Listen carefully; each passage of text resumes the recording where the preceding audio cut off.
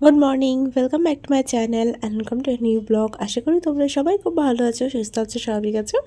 আর আমরাও খুব ভালো আছি। আর এখানে দেখো কতগুলো মাছের মাথা নিয়ে চলে এসেছি। আর কার কার মাছের মাথা খেতে ভালো লাগে সেটা কিন্তু অবশ্যই জানিও। আমার মাছ খুব একটা ভালো লাগে না, কিন্তু মাছের মাথা বা মাছের তেল এই জিনিসগুলো খেতে কিন্তু বেশ ভালোই লাগে। মাছের ডিমটা মোটামুটি চলে যাবে আর কি। তবে মাছের ডিমের যে ভাজাটা সেটা আমার খেতে খুব ভালো লাগে, যে বড়া করে যেটা ভাজা হয় সেইটা আর কি। তো আজকে এই মাথাগুলো ছিল, তো মাথাগুলো দিয়েই আজকে একটু ডাল হবে। তো ডালটা তো খেতে ভালোই লাগে, তার সাথে এমনি যে মাছের ঝাল হয় সেটাও কিন্তু খেতে ভালো লাগে। তবে সবথেকে বেশি ভালো লাগে সেটা হচ্ছে ভাজা খেতে, যেটা ভীষণ আনহেলদি কিন্তু খেতে তো ভালোই লাগে। আনহেলদি খাবার মানেই হচ্ছে সেটা ভীষণ খেতে ভালো লাগে। যাই হোক, আর তার সাথে ছিল হচ্ছে মাছের ডিম। আর এই সমস্ত কিছু রান্নাই কিন্তু আমার এই বাড়িতে এসেই শেখা, কারণ আমি বাড়িতে একেবারেই মাছ খেতাম না। আর আমার মা যেহেতু একার জন্য ওরকমভাবে মাছ এনে সবসময় খাওয়া পসিবলও হতো না, খুব কম, তাই আমাদের বাড়িতে মাছ হতো। আমি ডিমটাই বেশি খেতাম আর তার সাথে মাংস।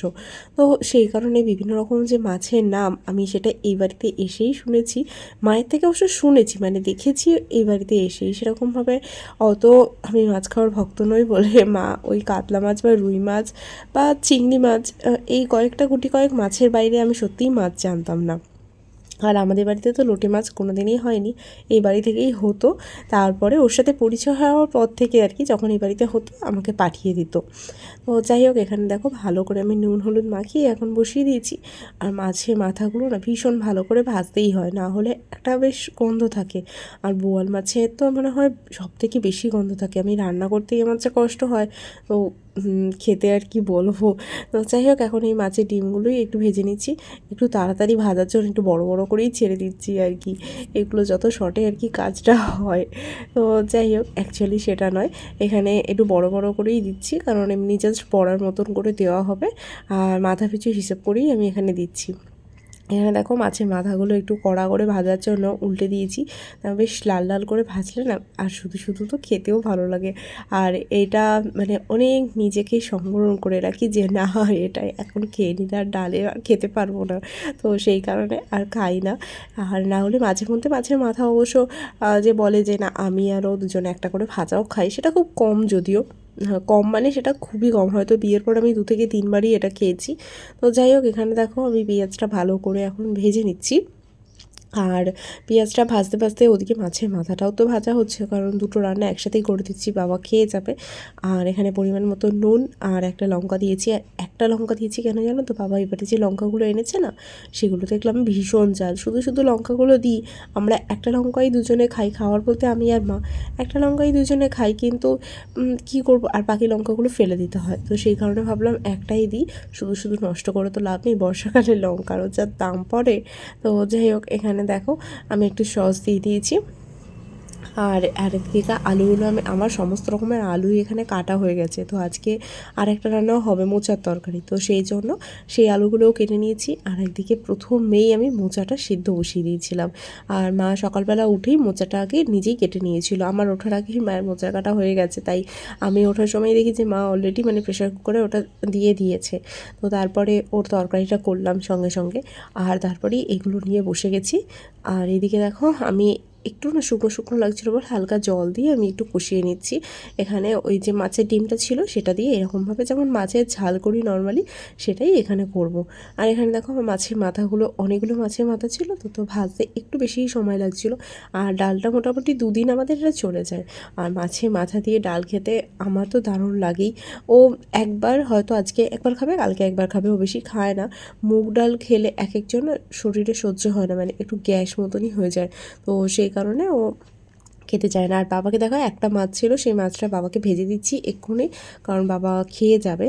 আর এখানে এই যে বসিয়ে দিচ্ছি এবার ডাল। আর এই ডালের রান্নার যে পুরো প্রসেসটা সেটা কিন্তু আমার মায়ের থেকে শেখা। আর আমার মায়ের হাতের ডাল খেতেও ভীষণ পছন্দ করে, তাই সেই কারণে আমার মা যেভাবে করে আমি ঠিক সেভাবেই করার চেষ্টা করি। প্রথমে একটু জিরে, তারপরে ওখান থেকে আদা রসুনের পেস্টটা দিয়ে দিয়েছি, কিন্তু তারপর দেখলাম একটু কম লাগছে, কারণ 2 দিনের ডাল তো অনেকটাই করতে হবে। তো সেই কারণে আদা রসুন একটু ভালো করে আমি গ্রেট করেও এর মধ্যে দিচ্ছি। তবে এখানে পেস্টটা ইউজ করাটাই বেশি ভালো, তো ওটা একটু ভাজা ভাজা হয়ে যাবার পরেই আমি তার সেখানে দিয়ে দিলাম হচ্ছে একটু পেঁয়াজ বাটা, বা পেঁয়াজকে তোমরা এখানে ঘষেও দিতে পারো, কোনো অসুবিধা নেই। আর একটু মৌরি দিয়ে দেবে, মৌরি দিলে না অসাধারণ একটা গন্ধ ছাড়ে আর খুব ভালো খেতে হয়। তোমরা এইভাবে একবার ট্রাই করে দেখো। তো এখন ভালো করে এটা কষানো হয়ে গেছে, তারপরেই আমি এখানে সমস্ত ডালটা ঢেলে দিচ্ছি। আর মুগ ডালে না একটু বেশি করে প্রথম দিকে একটু জল দিতে হয়, জলটা যদি না দিই পরের দিকে না এত ঘন হয়ে যায় যে খেতে অতটা ভালো লাগে না। তো আমি সেই কারণে প্রথমে একটু বেশি করেই জলটা দিই, তারপর ডালটা একটু ফোটাতে ফোটাতে আর তারপর ঠান্ডা হলে তো অনেকটাই বসে যায়। তো এখানে দেখো আমি হলুদ দিয়ে দিয়েছি, নুন দিয়ে দিয়েছি আর একটু চিনি দিয়েছি, একটু মিষ্টি তো খেতেই হয়। তো সেই কারণে আর মুগের ডালটা আমার মনে হয় আমাদের একটু মিষ্টি মিষ্টি হলেই বেশি ভালো লাগে। তো এইভাবে কখনো একবার এই মুগের ডাল মাছের মাথা দিয়ে করে দেখো।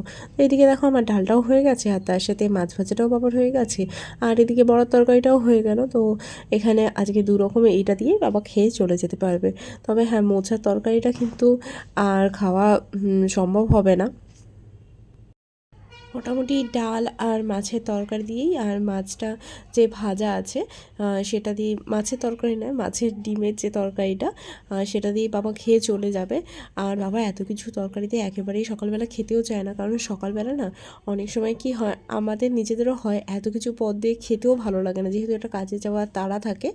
আর তবে হ্যাঁ, অবশ্য হয়ে গেলে একটু জোর করেই খাওয়াতাম, কিন্তু মোচা তরকারিটা আর টাইমের মধ্যে আমার হলো না। আর একটু যদি 10-15 মিনিট সময় দিত তাহলে হয়ে যেত, কারণ মোচাটা সিদ্ধই ছিল, এখানে আলুটা সিদ্ধ হতে যতক্ষণ লাগে আর কি। তো আমাদের বাড়িতে মোচাটা এইভাবেই হয়। প্রথমে আমি জিরেটা ফোড়ন দিয়ে দিয়েছিলাম, জিরে আর তেজপাতা, তারপরে তোমরা একটু আদা ঘষে দিয়ে দিতে পারো, আদাটা তাহলে একটু ভাজা হয়ে যাবে। আর না হলে এখনও দিতে পারো, কারণ যেহেতু আমি এখন আলুটা ভাজবো তার সাথেই আমার আদাটা ভাজা হয়ে যাবে। আর তার মধ্যে এখানে দেখো লঙ্কা দিয়েছি। আর এখানে এই এই যে রান্নাটা দেখছো, এই রান্নাটাও কিন্তু আমার এখানে এসেই শেখা। তো যাই হোক, আর তারপরে আমি একটু আলাদা করে ওখানে শুকনো যে গুঁড়ো লঙ্কা হয় সেটা, কাশ্মীরি লঙ্কা, আর তার সাথে একটু জিরে জলে গুলে রেখেছিলাম। এই প্রসেসটা তোমরা আমার এই ইউটিউবে আগেও দেখেছো। তো যাই হোক, ওইটা আমি এখন দিয়ে দিলাম, কষবে এখন। তো আলুটা কিন্তু আমি প্রথমে ভালো করে ভেজে নিয়েছিলাম, ভাজার পর যখন দেখলাম ভাজা হয়ে গেছে তারপরে আমি দিলাম। আর একদিকে তোমাদেরকে তো বলেইছিলাম আমার সিদ্ধ করা ছিল, তো সেটা হচ্ছে যে ছোলা আর তার সাথে হচ্ছে যে মোচা, দুটোই একটু বেশি করেই সিদ্ধ করেছিলাম। আর তারপরে এই মোচা ছোলাটাকে একটু ভালো করে হাত দিয়ে মাখিয়ে নিতে বলে, কিন্তু কেন নিতে বলে সেটা আমি জানি না, যদিও মাখিয়ে নিতে বলা হয় তাই আমি আর কি মাখিয়ে নিই। হয়তো সেটা আরও একটু বেশি মাখা মাখা করার জন্য হতে পারে।